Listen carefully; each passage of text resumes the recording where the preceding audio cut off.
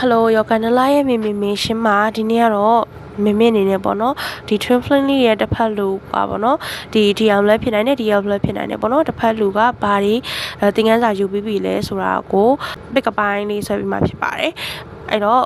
ဒီမှာပြထားတဲ့ file 1 file 2 file 3စိတ်တဲ့ပုံကိုရွေးချယ်ပြီးတော့မင်းတို့တူလိုက်ကြည့်ကြရအောင်နော်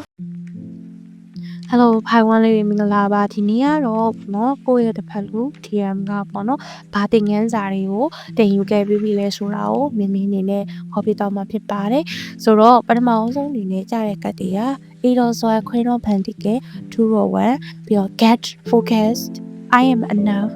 projecting ဆိုတဲ့ဟာကြီးကြားပါတယ်ဆိုတော့ဒီမှာ Erosoy အရာဆိုလို့ရှိရင်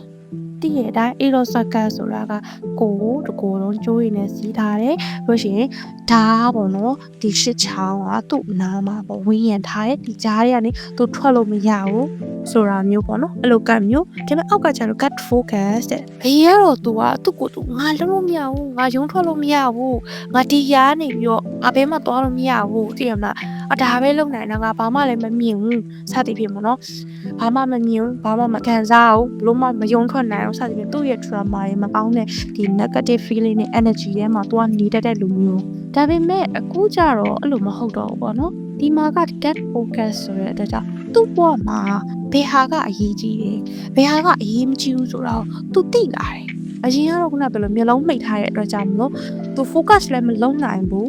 ရုံးလည်းမထွက်နိုင်ဘူး negative ထဲမှာပဲဒါကြီးက negative ဆိုရင်လည်းမသိနေဘူးပေါ့နော်အဲ့လိုမျိုးပဲသူ့ရဲ့ limiting belief ထဲမှာပဲနေပေမဲ့အခုကကြတော့စပြီးတော့မြင်လာတဲ့အပြင်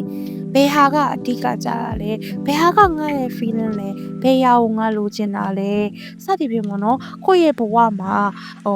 ဘယ်လိုတွေရှိတယ်ကိုကဘာတွေကို desire ဖြစ်တယ်ပြီးတော့ကို့နာမှာဘာတွေဖြစ်နေလဲဆိုတာကိုစပြီးတော့မြင်လာတဲ့အပြင်ကိုဖြစ်စင်တာတွေကဘာတွေလဲဆိုတာကိုလည်း focus ထားနိုင်နေပြီပေါ့နော်နောက်တစ်ခုကဒီ Queen of Pentacles အယောင်ကိုသစ္စာရှိတယ်ပြီးတော့ပေါ်ကျွယ်ဝတယ် abundance ဖြစ်တယ်ပေါ့နော်ပြီးလို့ရှိရင်နောက်တည်ကြည်တယ်ငြိမ်သက်တဲ့ agent နဲ့ grounded ဖြစ်တယ်ဆိုတဲ့ energy ပေါ့နော်ဆိုတော့ grounded တော့ဖြစ်ပါရဲ့အရင်တော့ကလည်း grounded ဖြစ်တယ်မှန်တယ်ဒါပေမဲ့ grounded ဖြစ်တယ်ဆိုရင်ဒီ Queen of Pentacles မှာက PR ရှိတယ်ဒီအရာကိုပေါ့နော်သူ့အနေနဲ့ဖမ်းထားရတယ်အရင်တော့ကဘယ်လိုပြောမလဲဆိုသူ့ရဲ့အရင်ကပေါ့နော်လူဆိုတာ grounded ဖြစ်မှာလူဆိုတာတည်ငြိမ်မှာအေးဆေးမှာဆိုတဲ့ပုံစံမျိုးပေါ့နော်သူများအကြိုက်ကိုလိုက်နေတဲ့လူမျိုးဖြစ်နေတယ်ဆိုတော့အဲ့လိုသူများအကြိုက်လိုက်နေရနေပြီးတော့ငါကသူများအကြိုက်ကိုလိုက်နေကြမလို့ဘူးငါပုံစံတိုင်းကနေလို့ရှိရင်ရပြီငါရဲ့ပုံစံက enough ဖြစ်တယ်ငါကလူတွေကြိုက်တဲ့ပုံစံလိုမျိုး grounded မဖြစ်လဲဘာမှတော့မဖြစ်ဘူးလူဆိုတာတစ်ခါလေ grounded မဖြစ်ဘူးခံစားရတဲ့ခြင်းရှိရဝမ်းနည်းတဲ့ခြင်းရှိရဒေါသဖြစ်တဲ့ခြင်းရှိရအဲ့ဒီအရာမျိုးရှိရဲဆိုတော့သူစပြီးတော့နားလည်လာတယ်ပေါ့နော်ဆိုတော့အရင်တော့ကလို့ဒီလိုမျိုးတည်ငြိမ်ငါနေတာဒီလိုမျိုးပေါ့နော်ဒီ abundance ဖြစ်တယ်ပြောလို့ရှိရင်လို့ပေါ့နော်နည်းနည်းမာနတခွဲသားနဲ့စသည်ဖြင့်ပေါ့နော်သူ့ကြည့်လိုက်လို့ရှိရင်လူတွေကနေအားကြတဲ့ပုံစံမျိုးပေါ့နော်သူကြည့်ရတာအရင်အေးချမ်းနဲ့သူကနေတဲ့ထိုင်တတ်တယ်နော်စသည်ဖြင့်ပေါ့နော်လူတွေအားကြလောက်တဲ့ပုံစံမျိုးကိုနေနေတာဒါပေမဲ့အဲ့ဒါကသူ့ရဲ့တကယ်ပုံစံအစ်စ်မဟုတ်ဘူးနေလို့အဲ့တော့တကယ်ပုံစံအစ်စ်တိုင်းနေလို့လည်းရတယ်ဆိုတာမျိုးကိုသူစပြီးမြင်လာတာမျိုးကိုတွေ့ရတယ်ပေါ့နော်နောက်တစ်ခုကကျတော့10 of 1နဲ့ projectingအထက်ကဒီ10 of 1ကိုကြည့်လိုက်လို့ရှိရင်လက်မှာလည်းကဘာလုံးကိုကင်ထားတယ်လက်နောက်တစ်ဖက်မှာလည်းဒီ1ကိုကင်ထားတယ်ပြောလို့ရှိရင်နှစ်ခုလုံးကိုသူကလွတ်မချနိုင်ဘူးအဓိကနှစ်ခုလုံးကိုသူ့အနေနဲ့လိုချင်နေအမှန်ငယ်သူ့လက်ထဲက1ကိုပဲသူကအာယုံစိုက်တာဒါပေမဲ့ဒီဘက်ဘေးကသူ့အတွက်ကြီးမားတဲ့ကဘာလုံးကိုလည်းသူလွတ်ချနိုင်ခြင်းမရှိဘူးအရင်ကပေါ့နော်ဒါပေမဲ့အခုရအဲ့လိုမဟုတ်တော့ဘူးကိုကဘာလို့လိုချင်တာလဲဘယ်အရာကိုကိုက focus ထားမှာလဲ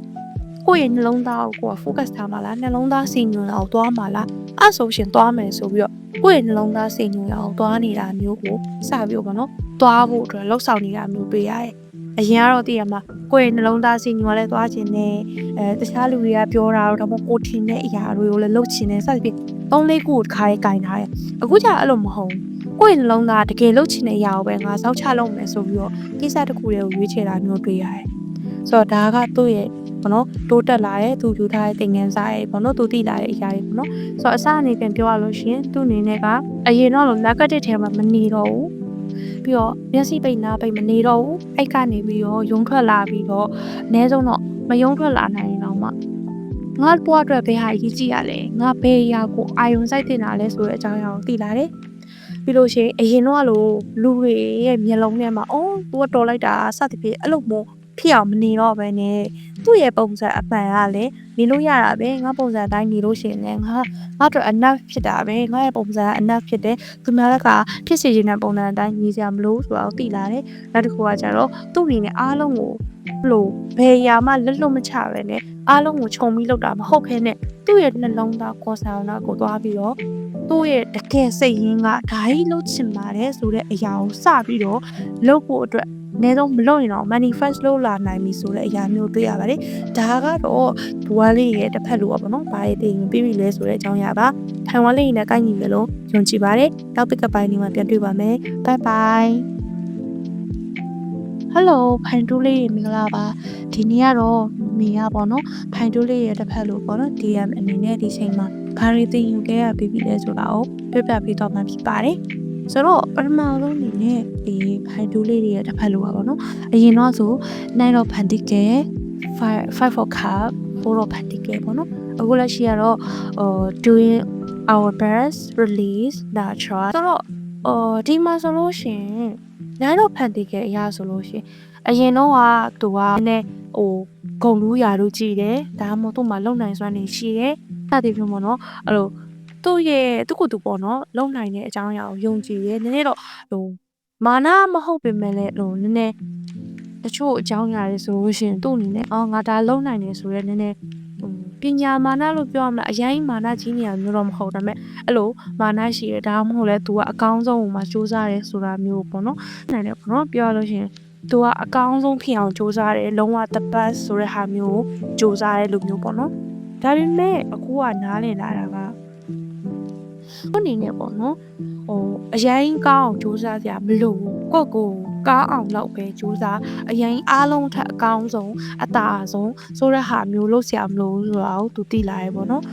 ပြောပြရလို့ရှင်ဒီလိုပေါ့နော်တချို့မိမိကိုယ်တိုင်လည်းအဲ့လိုကြုံခဲ့ပွဲပေါ့နော်တတိုင်းလုံးမှာအမှတ်အကောင်းဆုံးအများဆုံးရချင်ခဲ့တယ်ပေါ့နော်အမှတ်အများဆုံးမရတဲ့အခါမှာနည်းနည်းကိုယ်နေလဲစိတ်ပင်ပန်းရတဲ့အခါလေးရှိရပေါ့နော်အဲ့တော့နောက်ပိုင်းကျတော့ဘယ်လိုမျိုးတင်ယူခဲ့ရလဲဆိုရှင်ကိုယ့်အတွက်ကိုအကောင်းဆုံးလုပ်နေပြီးတာပဲဒါပေမဲ့တတိုင်းလုံးမှာကောင်းချင်မှကောင်းမယ်တတိုင်းလုံးအမှတ်များချင်မှများမယ်ဒါပေမဲ့ကိုယ့်ဘဝအတွက်အကောင်းဆုံးလုပ်နေရပြီဆိုတဲ့ဟာမျိုးကိုတင်ယူခဲ့ရတယ်ပေါ့နော်သူလဲလို့ပဲကိုယ့်ဘဝအတွက်ကိုအကောင်းဆုံးလုပ်နေရပြီသူများတက်ကတည်းတော်စရာမလိုသူများကအားလုံးထက်ပေါ့နော်လိုက်ပြီးတော့အဒီစကြောက်လားလူတွေအားလုံးဒါမှမဟုတ်လည်းကိုအတန်းကိုရဲ့ယုံဆိုရင်အဲ့လိုမျိုးဘေးပတ်ဝန်းကျင်ကလူတွေနဲ့လိုက်မရှင်မနဲ့ကိုယ့်ကိုအကောင်းဆုံးလုပ်နေရပြီဆိုတဲ့ဟာမျိုးသူတင်တက်မြောက်သွားတယ်ပေါ့နော်ဒါမှမဟုတ်သင်ခန်းစာယူရသွားတယ်ပေါ့နော်နောက်တစ်ခုကကျတော့ Five of Cups နဲ့ release အရင်တော့ပေါ့နော်သူကဘယ်လိုမျိုးလဲဆိုတော့သူ့ရဲ့ခံစားချက်တွေအကုန်လုံးကိုသူမကောင်းတဲ့ energy တွေမှာပဲသူပို့လို့ရှိတာပေါ့နော်သူကဘယ်လိုမျိုးပါဘယ်လိုတွေခံစားရလဲဆိုတာကိုထုတ်ပြောပြခြင်းမရှိဘူးရင်ထဲမှာပဲသူဝတ်ထားတယ်ပြီးလို့ရှိရင်သူ့ရဲ့ဆုံးရှုံးမှုတွေနစ်နာမှုတွေအဲ့လိုအရာကိုပဲသူက focus ထားပြီးတော့သူ့မှာရှိတဲ့အရေးချင်းတွေကောင်းတဲ့အရာတွေကို appreciate မလုပ်တတ်တဲ့လူမျိုးဒါပေမဲ့အဲ့လိုမျိုးပေါ့နော်သူကနည်းနည်းဒီ dark side တွေပါအများရဲ့လူမျိုးနိုင်တယ်ပေါ့နော်အဲ့လိုဖြစ်ပေမဲ့အခုကျတော့အဲ့လိုအရာတွေကို release လုပ်လိုက်တယ်ဆိုတဲ့အရာမျိုးပြရတယ်ပေါ့နော်သူ့အနေနဲ့အရင်တော့ဆိုရှင်ဟာငါ့ကိုလူတွေကဒီလိုလုပ်တာစသည်ဖြင့်အဲ့လိုပေါ့နော်နည်းနည်းခံရသူဘက်ကတွေးရလူမျိုးဖြစ်နိုင်တယ်ဒါပေမဲ့အခုကျတော့အဲ့လိုမျိုးမဟုတ်ဘဲနဲ့ဟာငါဒီမှာ Five of Cups ပြဆိုရှင်3ခု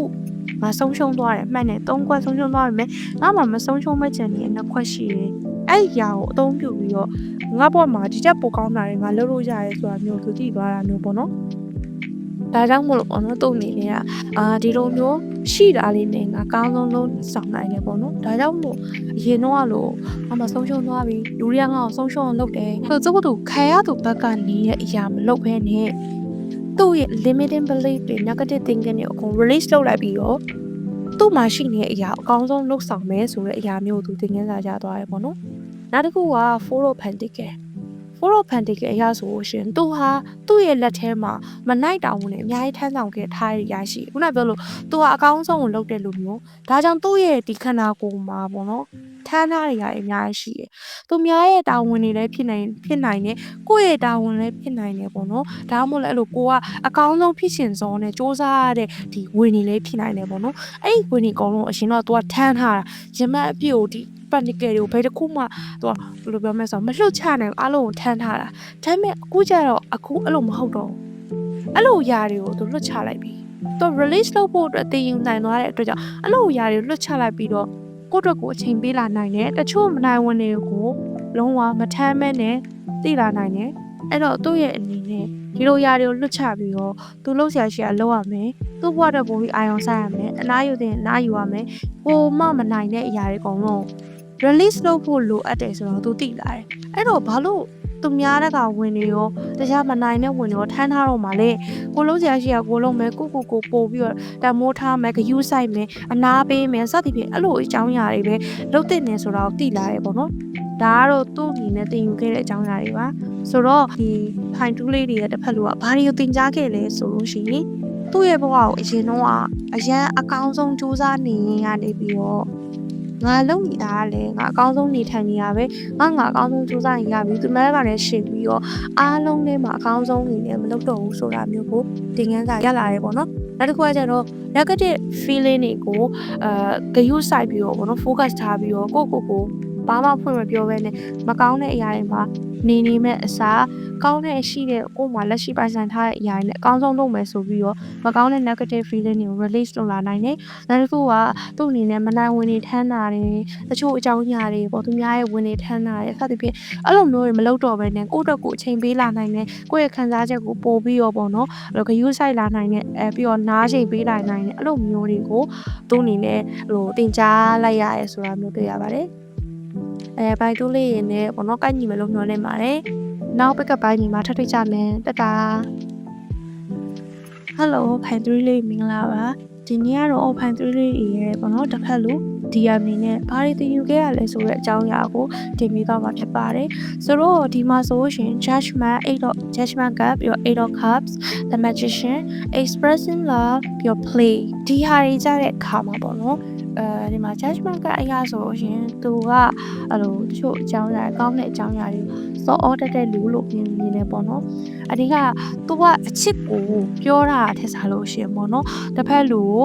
ဒီလိုမျိုးဂရုစိုက်တဲ့နဲ့ဒီလိုမျိုးလုပ်တဲ့နဲ့ဆိုပြီးတော့ဒီပေါ့နော်အမှုအကျင့်အရာအပိုင်းလေးတွေကိုကူညီပြီးတော့ပြင်ဆင်ပေးတတ်တဲ့လူဖြစ်နိုင်တယ်ပေါ့နော်ဒါပေမဲ့ပေါ့နော်သူ့အနေနဲ့တစ်ဖက်လူကိုချစ်တဲ့အခါမှာတက်တဲ့အကြောင်းပြောရတဲ့စားလို့ရှင်ပေါ့နော်သူ့အနေနဲ့ကဒီလိုမလုပ်တဲ့မို့ဒီလိုမျိုးလုပ်တဲ့နဲ့ဆိုပြီးတော့အပြုတ်မှုဘိုင်းကိုပြုပြင်ပေးတတ်တဲ့လူမျိုးဖြစ်နိုင်တယ်ပေါ့နော်ဒါပေမဲ့အခုသူကအပြုတ်မှုဘိုင်းကိုပြုပြင်ပေးရဲ့အပြင်ပေါ့နော်တချို့အကြောင်းအရာတွေမလုပ်တဲ့လုပ်တဲ့တယ်လို့အရာတွေကိုပြောပြပေးနိုင်တဲ့အပြင်အခုကသူချစ်တဲ့အကြောင်းကိုပါ express လုပ်နိုင်လာတယ်ပေါ့နော်ထုတ်ပြနိုင်လာတယ်လို့ရှင်းပြနိုင်လာတယ်ပေါ့နော်သူဘယ်လိုခံစားရတယ်သူ့အနေနဲ့ရင်ထဲမှာဘယ်လိုရှိတယ်ဆိုတာကိုပါထုတ်ပြလာနိုင်တာမျိုးကိုတွေ့ရပါတယ်ပေါ့နော်နောက်တစ်ခုကကြတော့သူကတခုခုဆိုလို့ရှိရင်သူကထွက်သွားတတ်တဲ့အခြေအနေမျိုးရှိရပေါ့နော်အမှန်ကယ်ဆိုလို့ရှိရင်ပြည့်စုံနေတာပဲပြည့်စုံတဲ့အကြောင်းအရာပဲဒါပေမဲ့ဘယ်လိုပဲပြည့်စုံနေမလဲတဲ့သူ့အနေနဲ့ထွက်သွားခြင်းနဲ့ထွက်ခြင်းနဲ့ဆိုတဲ့အကြောင်းနော်ပေါ့နော်အဲ့လိုမျိုးစိတ်မျိုးဖြစ်လာလို့ရှင်ဘလောက် perfect ဖြစ်တဲ့အခြေအနေရဖြစ်ထွက်သွားတတ်တဲ့လူမျိုးဒါပေမဲ့နောက်ပိုင်းကျသူဘလို့ဖြစ်သွားလဲဆိုတော့သူ့အနေနဲ့ဒီလိုကိစ္စတွေတော့သွားကြမလို့တကယ်တမ်းကြလို့ရှင်တချို့အကြောင်းအရာတွေကငါအနေနဲ့နှလုံးသားထဲမှာပေါ့နော်ကိုဘလို့ခံစားရလဲဆိုတာကိုထည့်ထားမယ်အစားဘလို့ပြင်ရှင်းရမလဲဒီလိုຢာမျိုးမှာထွက်မသွားပဲနဲ့ငါဘလို့မျိုးလက်ကင်တွဲရမလဲဆိုတာကိုသူပိုပြီးသိလာတယ်ပေါ့နော်နောက်တစ်ခုက the magician နဲ့ play the magician အရာဆိုလို့ရှင်ပေါ့နော်ကောင်မလေးကပေါ့နော်ဒီကံကောင်းမှုတွေလာဖို့အတွက်ပေါ့နော်ချူးလေးကိုလှုပ်နေတဲ့ပုံစံမျိုးတွေ့ရတယ်ပေါ့နော်ဆိုတော့သူ့အနေနဲ့အရင်တော့ဆိုလို့ရှင်ကံကောင်းလာဖို့တစ်ခုခုလုံးနိုင်ဖို့ကိုယ်တိုင်လှုပ်တာမျိုးမဟုတ်ဘဲနဲ့ပေါ့နော်အဆင်ပြေလာဖို့စူတောင်းတတ်တဲ့လူမျိုးထင်တယ်နတ်တို့စာဒီထားတို့တယောက်ကများကူညီဆောင်မနိုင်မလားဆိုပြီးတော့သူများအားကိုးတတ်တဲ့လူမျိုးထင်တယ်သူများအားကိုးတတ်တဲ့လူမျိုးပေါ့နော်ဒါပေမဲ့နောက်ပိုင်းကျတော့အဲ့လိုအားကိုးတာမျိုးမရှိတော့ဘဲနဲ့သူ့ကိုယ်သူပေါ့နော်ဘယ်လိုလုပ်ရမလဲဆိုတာမျိုးကိုတေချာလေးလှုပ်လာနိုင်မှုတွေ့ရတယ်ပေါ့နော်ပြောလို့ရှင်ပေါ့သူများကအကူချင်းမဟုတ်ဘဲနဲ့ဒါပြင်ဒါပါလို့အောင်မလဲဆိုတော့ကိုယ့်ကို plan ချလာတတ်တာမျိုးတွေ့ရတယ်ပေါ့နော်ဒါကတော့တစ်ဖက်လူသိကြားနိုင်သွားတဲ့အကြောင်းပါပေါ့နော်ဆိုတော့မိမိအနေနဲ့အစားအနေပြမျိုးပါမယ်ပေါ့နော်ဒီပိုင်း 3D ရဲ့တစ်ဖက်လူပါ အရင်တော့ကတော့သူများကကိုယ့်ရဲ့ချစ်တဲ့လူပဲပေါ့နော်ချစ်တဲ့အကြောင်းကိုပြောရထက်စားလို့ရှိရင်အပြုမူလေးအကျင့်စရိုက်လေးတွေကိုပေါ့နော်ပြောပြပေးတာမျိုးပြုပြင်ပေးတာမျိုးတွေ့ရရပေါ့နော်ဒါပေမဲ့အခုကျတော့အဲ့ဒီအရာတွေမဟုတ်ဘူးကိုချစ်တဲ့အကြောင်းကိုပါထုတ်ပြောတာလာတတ်တာမျိုးပေါ့နော်ထုတ်ပြောလာအောင်စူးစမ်းလာတာမျိုးကိုသူ့အနေနဲ့သိနေလာရပေါ့နော်နောက်တစ်ခုကကျတော့အရင်တော့ဆိုလို့ရှိရင်ဘလောက်ပဲပြည့်စုံတဲ့အရာဖြစ်နေသူ့ရဲ့ emotion တွေဖြစ်လာရဲဆိုလို့ရှိရင်ဒီလိုနေရာကြီးကနေထွက်သွားပြီးတော့ဒါပေမဲ့အခုကျအဲ့လိုမဟုတ်တော့ဘူးသူ့အနေနဲ့ဒီအရာကိုဘယ်လို handle လုပ်မလဲဆိုတာကိုသူသိလာတယ်သူဘယ်လိုမျိုးဒီအရာကို control ရမလဲဆိုတော့သိလာတယ်နောက်တစ်ခုကကျတော့ temptation အရာဆိုလို့ရှိရင်အရင်တော့ဆိုလို့ရှိရင်သူကကွာသိလားဒီပြဿနာတွေအခြေအနေတွေကိုသူကိုယ်တိုင်မလုပ်နိုင်ဘူးသူများကကူညီပေးမလားဆိုပြီးတော့စောင့်မျှော်တတာမျိုးရှိတယ်ဒါပေမဲ့ခုကျအဲ့လိုမဟုတ်ဘူးကိုယ်တိုင် plan ချတယ်ဒါပြင်ဒါဘာလုပ်မလဲဆိုတာမျိုးကိုလုပ်လာနိုင်တာမျိုးတွေ့ရပါတယ်ဆိုတော့ဒါကတော့ပိုင်းသွေးလေးတွေအတွက်ပါဆိုတော့ကန့်ညီမလို့ယုံကြည်ပါတယ်နောက်ထပ် pick up ပိုင်းမှာမင်းတို့တွေ့ကြမယ်တတား